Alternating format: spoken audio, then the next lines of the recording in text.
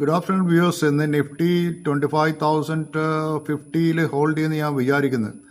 So this is A buying opportunity എന്നാണ് എനിക്ക് തോന്നുന്നത്. അതുപോലെ ഇന്ന് എനിക്ക് വേറൊരു സ്റ്റോക്കിനെ കുറിച്ച് പറയാനുള്ളത് ഓല ഇലക്ട്രിക് മൊബിലിറ്റി എന്ന സ്റ്റോക്കായിരുന്നു.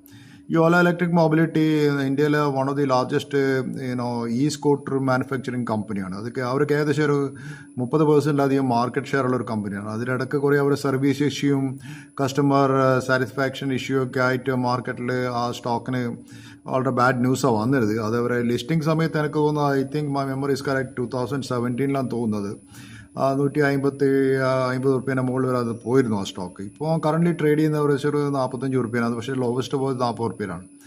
ഇന്നതിന് വലിയൊരു ബൈയിങ് ഇൻട്രസ്റ്റ് മാർക്കറ്റിൽ കാണുന്നുണ്ട്. ഇപ്പോൾ അത് എനിക്ക് തോന്നുന്നത് ഈ ഓല ഇലക്ട്രിക് മൊബിലിറ്റിക്ക് പല സ്ട്രെങ്ത്തുള്ള ഒരു കമ്പനിയാണ്. കാരണം അതിൻ്റെ പ്രധാന കാരണം വെച്ചാൽ അവർ ബാറ്ററി മാനുഫാക്ചറിങ്ങിന് തമിഴ്നാട്ടിൽ തന്നെ വലിയ സ്ഥലം വാങ്ങിച്ചിട്ട് ഇലക്ട്രിക് ബാറ്ററീൻ്റെ ഇന്നോവേഷൻ, പുതിയ ബാറ്ററി ഉണ്ടാക്കേണ്ട ഒരു ഫെസിലിറ്റി ഉണ്ടാക്കിയിട്ടുണ്ട്. ഈ ഇലക്ട്രിക് സ്കൂട്ടറിൻ്റെ മെയിൻ ഇഷ്യൂ ബാറ്ററിയാണ്. ആ ബാറ്ററീൻ്റെ സ്ട്രെങ്ത്താണ് മാനുഫാക്ചറിങ് അവർ ചെയ്യുന്നുണ്ട്. പിന്നെ അവർക്ക് ഇന്നോവേഷൻ സെൻറ്റേഴ്സ് UK അമേരിക്കയിലൊക്കെ ഉള്ളൊരു കമ്പനിയാണ്. സോ ഒരു ലോങ് ടേം പെർസ്പെക്റ്റീവിൽ നിങ്ങൾക്ക് 45 റുപ്യക്ക് ഒരു സ്കൂട്ടർ കമ്പനി വാങ്ങാൻ പറ്റും. 45 റുപ്യ എന്ന് വെച്ചാൽ ഒരു കോഫി കുടിക്കേണ്ട പൈസ ആണല്ലോ. So you can buy a scooter manufacturing company. I think it is a damn cheap price. 45 rupees ഒരു സ്കൂട്ടർ കമ്പനി, ഓല ഇലക്ട്രിക് പോലത്തെ കമ്പനി വാങ്ങാൻ കിട്ടുന്നുണ്ടെങ്കിൽ ദാറ്റ്സ് എ ഗുഡ്. പക്ഷേ ഇതിൻ്റെ നമ്പേഴ്സൊക്കെ നോക്കാൻ വളരെ വളരെ ബാഡ് നമ്പേഴ്സാണ്. കാരണം if you look at the EBIT last year ഏകദേശം 1800 കോടിൻ്റെ മുകളിൽ നഷ്ടമുള്ളൊരു കമ്പനിയാണ്. ഓപ്പറേറ്റിംഗ് പ്രോഫിറ്റ് ഗ്രോത്ത് എന്ന് വെച്ചാൽ -41 കാണിക്കുന്നത്.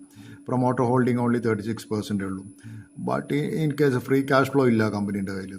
സോ കറണ്ട് അസറ്റ് ലയബിലിറ്റി നോക്കുന്ന വെച്ച് current asset is somewhat better than land liability. അത് വെച്ചാൽ അവരുടെ ലാൻഡൊക്കെ കൊണ്ടായിരിക്കും ചിലപ്പം.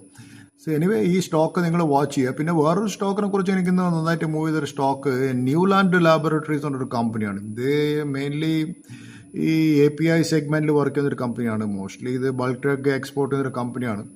ഇപ്പോൾ അത് ഓൾമോസ്റ്റ് ഞാൻ രാവിലെ പറഞ്ഞിരുന്നു ഈ സ്റ്റോക്കിനെ കുറിച്ചിട്ട്. It is somewhere trading around 13,950 ഇപ്പോൾ CMP ഉള്ളത്.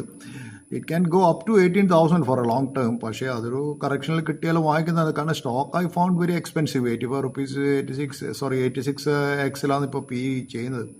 PE കറൻ്റ്ലി കാണുന്നത് ബുക്ക് വാല്യൂയുടെ 1188 ആണ്. സോ ഐ തിങ്ക് സ്റ്റോക്ക് കുറച്ച് എക്സ്പെൻസീവ് ആണ്. പക്ഷേ stock is a very strong stock. അങ്ങനെ കുറയാനും സാധ്യതയില്ല, കറക്ഷനിൽ കിട്ടാനും സാധ്യതയില്ല. പക്ഷേ in case you can watch stock. ഈ രണ്ട് സ്റ്റോക്കും എനിക്കിന്ന് വളരെ നന്നായിട്ട് തോന്നുന്നു. അതുപോലെ വേറൊരു സ്റ്റോക്ക് ഞാൻ കണ്ട് സി ആൻഡ് കാസ്ട്രോൾ. ഈ രണ്ട് സ്റ്റോക്കുകളും കൂടി നിങ്ങൾ വാച്ച് ചെയ്യാൻ നാളെ എങ്ങനെ മൂവ് ചെയ്യുന്നുള്ള കാര്യം. So anyway, thank you very much for viewing my channel. Please do subscribe my channel and support my channel. Have a nice day.